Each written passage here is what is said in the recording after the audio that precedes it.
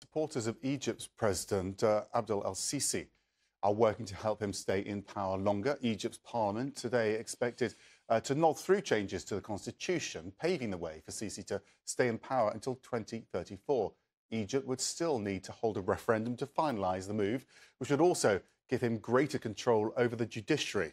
Supporters say it's needed for stability and to give Sisi more time to implement economic reforms, but critics warn the country is already too authoritarian. Time now to bring in CNN's Ian Lee. He's been reporting on Egypt for many, many years, and this would be a huge change, wouldn't it? And it does hark back to previous eras.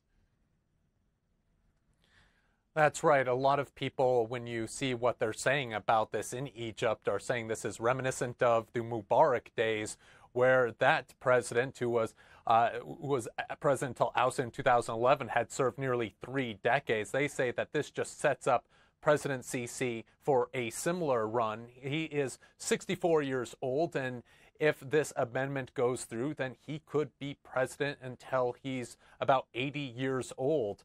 So this is a significant change in the Constitution if this does go through and approved by a national referendum. There's also another change in this constitutional amendment, which would give the Egyptian military more power in the state. And we need to remember that the military played a crucial role in the 2011 revolution and 2013 popular coup.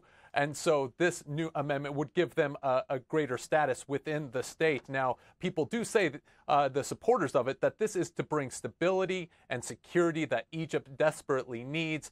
Just last December, 4 tourists were killed when a roadside bomb blew up next to their tour bus next to the Giza pyramids. But the detractors say that this is just another step toward authoritarianism. It's interesting to note that in previous interviews with international media, President Sisi said that he had no intention on staying on longer. So we will see if he still runs. You know, even though they make these changes, he still has to run. But if you look back at last presidential election last year, when he did have people run against him, the main challengers all dropped out. Either they were arrested or through intimidation and fear. And so the president had a landslide victory in the 90 percentile. And that's why people say that this really isn't a move toward democracy, but rather authoritarianism, Max.